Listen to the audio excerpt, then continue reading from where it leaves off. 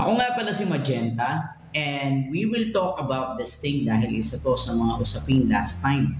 Hindi ako gumawa ng content dahil na-busy ako previously sa mga ginagawa ko pero I think this is the thing na kailangan natin talagang i-breakdown.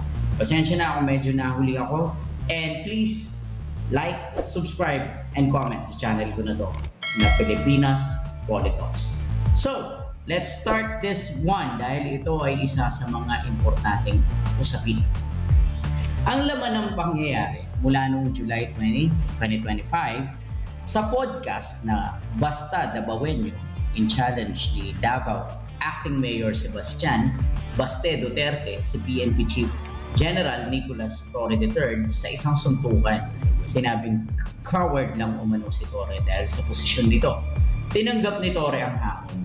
Ngunit, ang naging suggestion ni Torre is gawing charity boxing match ang laban para sa mga nasalanta ng bagyo at baha, which is napakagandang, alam mo yun, napakagandang way of entertainment yan. Kasi isipin nyo, ang dami ng kabigatan na nangyayari sa bansa natin, kung ano-anong issue na, nawawalang sabungero, nawawalang ganito, kung ano-anong mabibigat na issue.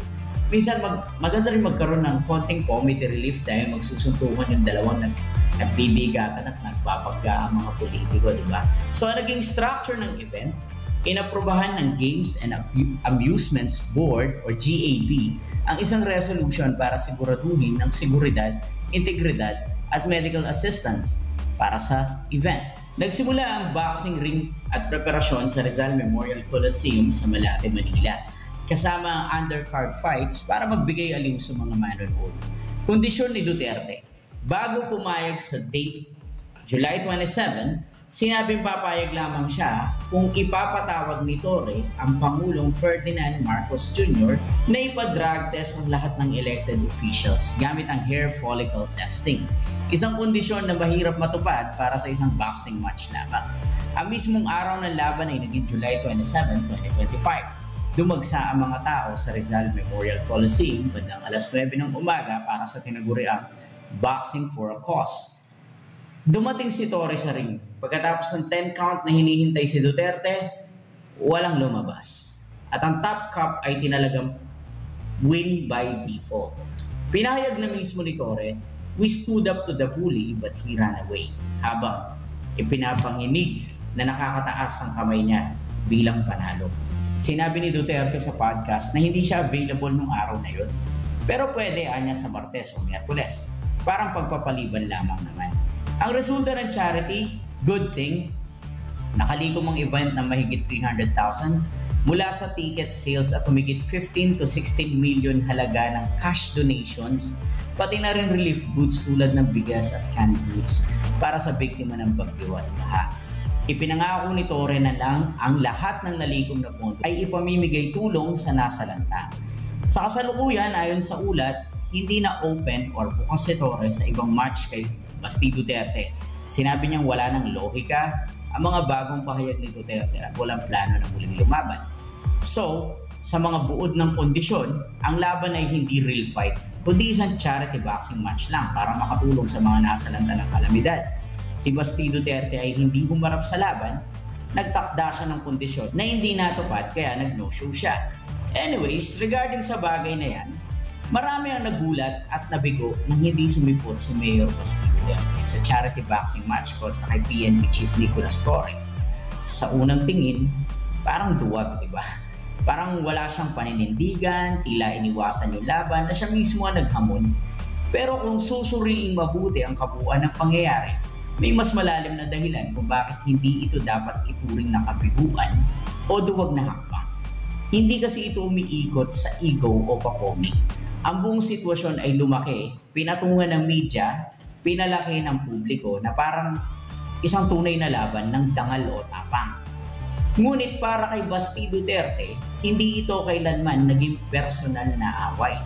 Hindi ito laban ng pride. Sa katunayan, hindi siya ginulo ng pressure o ng ingay mula sa labas. Wala siyang kailangan patunayan sa pamamagitan ng suntukan. Ang totoo, hindi naging malaki ang usapin, hindi dahil sa pinili niyang huwag palakihin ito. This thing is not getting into his mind. Kaya nga, di ba sinabi niya, Sinabi ni Duterte na available siya ng Tuesday kasi may gagawin siya ng Sunday, kaya nga lumipat siya ng Singapore, right? Pero nung sinabi niya yung bagay na yun, mas nauna yung podcast kaysa dun sa Sunday event. And therefore, willing naman talaga siya. Hindi lang big deal sa kanya. So, nasa Singapore, hindi nagkuble. Hindi naman talaga siya nagtago. Kasi alam naman niya sa sarili niya na may gagawin siya ng Sunday dahil nga mabibisi siya sa Singapore. At hindi niya nakikita na sobrang big deal ng boxing match na yun na kailangan niya sumipot ng Sunday or kailangan niya ipagpalit yung boxing match na yun para dun sa Singapore thing na yun. Siguro para sa kanya yun yung mas mahalaga. However, mamaya i-criticize ko din kung ano ang naging worst scenario dahil dito. So, nung nasa Singapore siya sa mismong araw ng event, isang indikasyon, hindi naman talaga siya umiwas, kundi may mas naunang commitment o mas mahigpit na dahilan. Bukas naman siya makipaglaban kaya na sinabi niya. Pero hindi dun sa petsa na itinakda ng kabilang kampo. Payag siya. Basta Martes or Miyerkules, hindi Linggo. Ibig sabihin, wala siyang sinabing ayaw niya. Ang punto lang, may sarili siyang schedule. At kung may tunay na pag-uusap, pwedeng magkatagpo pa rin sila sa ring. Pero imbis na mag-usap na maayos, ang dating parang pinwersa siyang magpakita sa eksaktong oras at araw na hindi naman niya sinang-ayunan. Hindi naman kasi mahina si Duterte. Diba sinabi nga niya, nagbigay siya ng advice kapag susuntok si Torre, kailangan niyang ibalik yung left hand niya o right hand niya after ng job. Isa yan sa mga advice ni Duterte. Ibig sabihin, may alam yan sa boxing. Come on man, taga Davao yan Bisaya yan. Naiintindihan nila yung boxing. Mahal na mahal nila ang boxing. Kung makikita niyo yung mga pinakamagagaling natin boxingero, nasa Visayas, nasa Mindanao, diba? Ang ibig sabihin, isa yan sa mga habit nila. At sa edad ni Baste na 37 years old, nag-gym pa, kung makikita mo, malaki ang katawan. Kung makikita mo si Torre, the way na sumuntok-suntok siya, parang hindi naman masakit yan. Kahit tumama sa bata yan, hindi naman masasaktan ng bata We respect Torre. Alam natin na matapang siya, matibay ang loob. Siguro kung 37 si Torre, baka mabububog si Duterte. Pero ang edad na 55 plus, medyo lugi na kasi yung ganun. And that is the very reason kung bakit I don't think na naduwag si Duterte. It is just hindi lang sobrang big deal nito sa kanya. Okay? Kasi hindi niya kailangang sumigaw para marinig. Maaaring naapektuhan yung imahe niya ng mga memes na nililikang parang antapang ay nasusukat lang sa pagsuntok. Pero sa dulo, ang tunay na tapang, hindi yan yung kailangan patunayan sa harap ng camera. Kaya nga isa rin yun sa hamon niya Kung gusto mo magbubugan tayo, magbubugan na lang tayo ng personal. Diba? Isa yan sa mga sinasabi niya na hamon niya kung pwede lang sana. Pero ano nga ba ang take ko sa bagay na ito?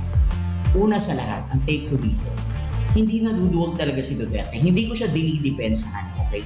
Napaka-common sense naman. Alam naman niya sa sarili niya na kayang-kaya niya yun. Kaya I don't think na naduduwag siya. Pero, merong negative side na nangyari dito dahil hindi siya sumipot. Unang negative side, lahat ng mga tao, pinagkamalan siyang puro salita.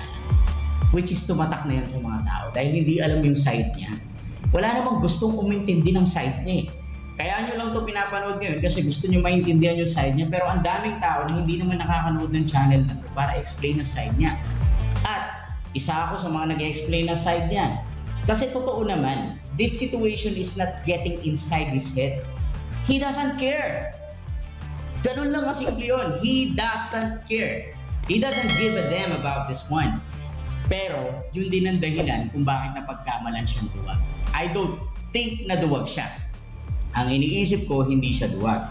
Ang iniisip ko, napakalaking opportunity na sinayang niya para makagante kay Torre. Kung talagang naniniwala siyang si Torre, kumaladkad sa tatay niya, papunta dun sa Hague, right?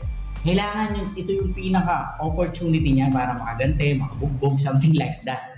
Or, pangalawa, napagkakamalan tuloy ang mga Duterte na isang salita lang sila. Pero wala silang gawa. Puro daldal. Kasi walang nag-e-explain ng side niya. At kapag in-explain niya ang side niya, mas lalo siyang magmumukhang talunan doon, di ba? At I don't think na gusto rin niyang i-explain ng side niya. I think hindi nakikita ni Duterte ang magiging epekto nito sa kanyang political career.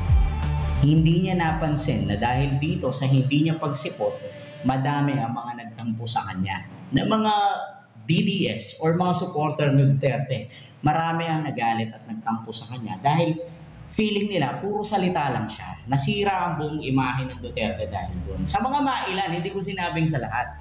Sa mga kalaban naman, nagsaya sila at tinawag siya na bully that he ran away. So tinawag siyang talunan at tumatakbo sa mga ganung sitwasyon. Pero para sa akin, politics ito.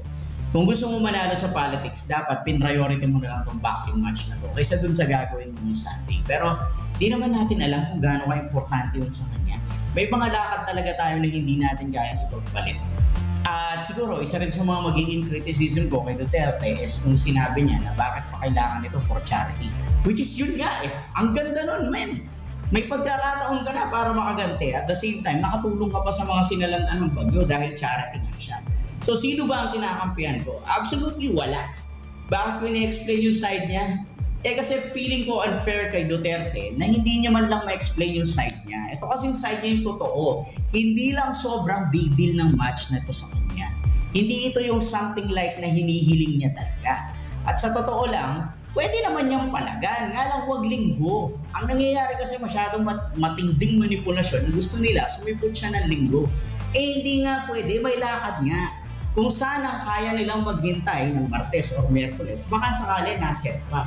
Kaya nangyari kasi sa pilitan, yung side lang ni Toro yung naglagay ng schedule. Kahit naman ako, kung sobrang busy ko nga naman sa ganitong araw, paano ako sisipot? Lalo na kung yun yung unang commitment ko, di ba?